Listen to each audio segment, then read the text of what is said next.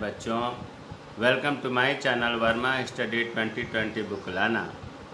UP board के छात्रों के लिए क्लास 12th का इकोनॉमिक्स हिंदी मीडियम में मैं फुल कोर्स कराऊंगा।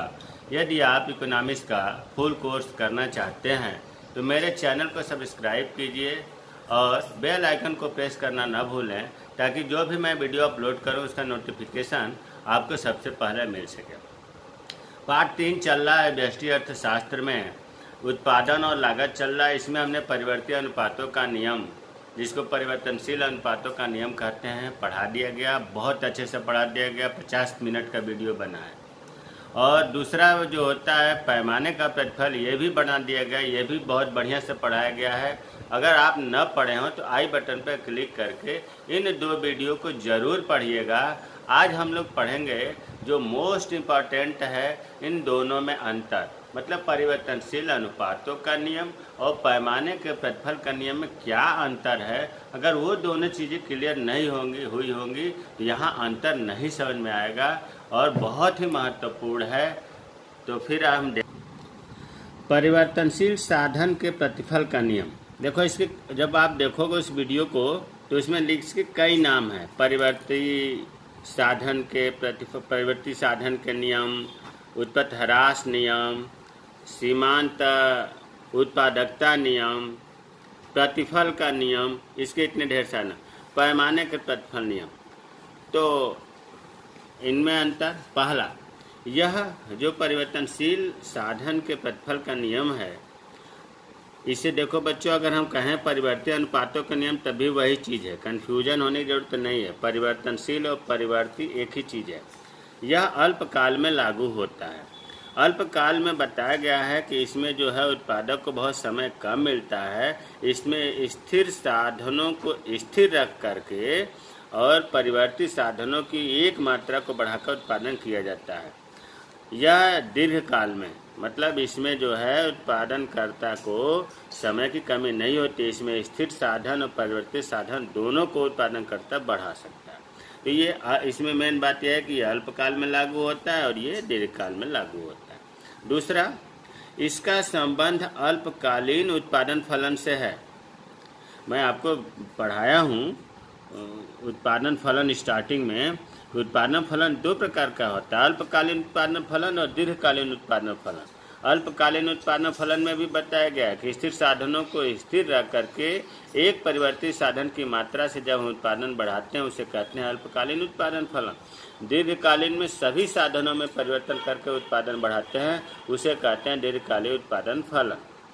तीसरा अंतर है, इसमें केवल एक साधन परिवर्तनशील है। अभी मैंने परिभाषा में भी बताया है, इसमें भी कि इसमें एक साधन को परिवर्तनशील, मान लो श्रम में परिवर्तन किया, बाकी सभी साधन स्थिर है।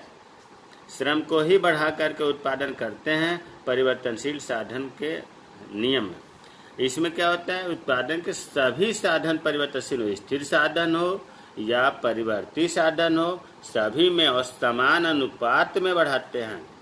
चौथा, उत्पादन के पैमाने में परिवर्तन नहीं होता। यहाँ जो उत्पादन होता है केवल एक परिवर्ती साधन के बढ़ा करके किया जाता है। स्थिर साधन तो स्थिर रहता है, इसलिए बहुत ज़्यादा अंतर नहीं आता। लेकिन यहाँ क्या होता है कि यहाँ सभी साधन, स्थिर साधन हो या परिवर्ती साधन हो, दोनों में उत्पादन, दोनों को बढ़ा करके समान अनुपात में एक निश्चित मात्रा में बढ़ा करके उत्पादन करते हैं। इसलिए बहुत बड़े पैमाने का, मतलब उत्पादन बहुत अंतर आता है, बहुत ज़्यादा होता है। पांचवा, इसको समझने से पहले इसमें वर्तमान प्रतिफल और स्थिर प्रतिफल प्राप्त हो या न हो, परंतु ह्रासमान प्रतिफल अवश्य प्राप्त होगा।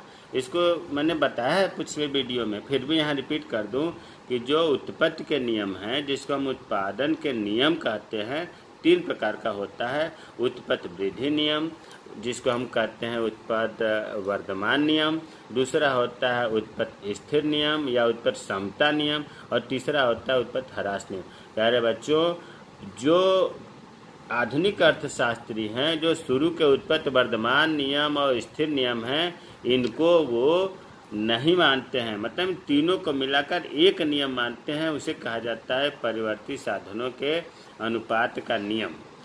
तो इसमें वही चीज़ है कि वर्तमान प्रतिफल हो या न हो, स्थिर प्रतिफल हो या न हो, लेकिन ह्रासमान प्रतिफल जरूर होगा, जिसे हम कहते हैं परिवर्तनशील साधनों के प्रतिफल का नियम। इसमें क्या है, इसमें भी 3 अवस्थाएं होती हैं। शुरू वाले को कहते हैं बढ़ते प्रतिफल या वर्धमान प्रतिफल। वर्धमान जहाँ शब्द है इसका मतलब होता है वृद्धि से, बढ़ने से। स्थिर प्रतिफल और अंत में होता है ह्रासमान प्रतिफल। 3 प्रकार का ये भी है। छठा है परिवर्तनशील। इसमें परिवर्ती साधन और स्थिर साधन के बीच अनुपात बदल जाता है, तभी तो इसका एक नाम है परिवर्तनशील अनुपातों का नियम। कैसे बदल जाता है? देखो, स्थिर साधन आपको पता है कि स्थिर रहते हैं, क्योंकि अल्पकाल में बढ़ाने का समय नहीं होता है, और परिवर्ती साधन को ही बढ़ाते हैं। तो जो एक स्थिर रहेगा, एक को बढ़ाते जाएंगे तो अनुपात तो बदलेगा ही। इसी अनुपात को बदलने के कारण इसको परिवर्तनशील अनुपातों का नियम भी कहते हैं। जैसे देख लो, भूमि है, श्रम है, तो भूमि 1 है, 1 हेक्टेयर मान लिया, श्रम 1 किया, फिर और हमने आगे बढ़ाया, तो भूमि स्थिर साधन है, इसलिए इसे नहीं बढ़ा सकते, अल्पकाल में बढ़ाना संभव नहीं है। अब हम केवल परिवर्ती साधनों को ही बढ़ाते हैं। तो इसे 1 से 2 कर दिया, 3, तो अनुपात ना बदला। देखो, इसमें 1-1 है अनुपात, इसमें 1-2 हो गया, इसमें 1-3 हो गया, इसमें 1-4 हो गया। तो इसमें अनुपात बदलता है, इसीलिए इसे परिवर्ती अनुपातों का नियम कहते हैं। इसमें क्या है, इसमें अनुपात नहीं बदलता है। जैसे भूमि है, श्रम है, भूमि हमने 1 हेक्टेयर लिया और श्रम 2 ले लिया, तो जब हम इसको बढ़ाएंगे तो समान अनुपात में बढ़ाएंगे। इसको डबल कर दिया 2, तो इसे भी डबल किया 4, फिर इसको ट्रिपल किया, इसको तो 3, इसको भी ट्रिपल किया 6, फिर इसको 4 गुना बढ़ाया तो 4, इसका भी 4 गुना कर 8। तो अनुपात थोड़ा नहीं बदला, 1-2 इसका भी हुआ तो 4-8 का भी अनुपात 1-2 ही हुआ। इसमें अनुपात नहीं बदलता है। 7वां अंतर परिवर्तनशील अनुपातों का जो नियम है, इसको 3 अवस्थाएं हैं। बढ़ते प्रतिफल की अवस्था, घटते प्रतिफल की अवस्था, ह्रासमान प्रतिफल की अवस्था। सर, यहाँ पर जो है बढ़ते प्रतिफल अवस्था तो सही है, घटते 2 बार हो गया। घटते को ही हमने घटते को यहाँ पर स्थिर समता, तो एक हो गया बढ़ते प्रतिफल, दूसरा हो गया स्थिर प्रतिफल, और तीसरा हो गया ह्रासमान। ह्रासमान को ही ऋणात्मक प्रतिफल भी कहते हैं। 3 प्रकार का होता है।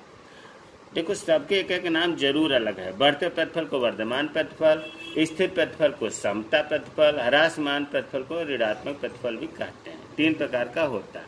ये भी 3 प्रकार का होता है। बढ़ते प्रतिफल, जिसे वर्धमान प्रतिफल कहते हैं, स्थिर प्रतिफल, जिसको हम समता प्रतिफल भी कहते हैं, घटते प्रतिफल, जिसको हम ह्रासमान प्रतिफल कहते हैं।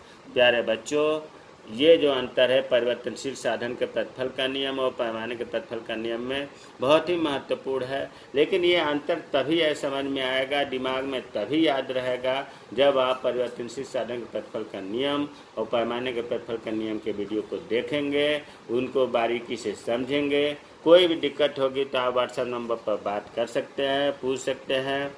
जय हिंद, जय भारत, खुश रहिए, मुस्कुराते रहिए, टाटा बाय।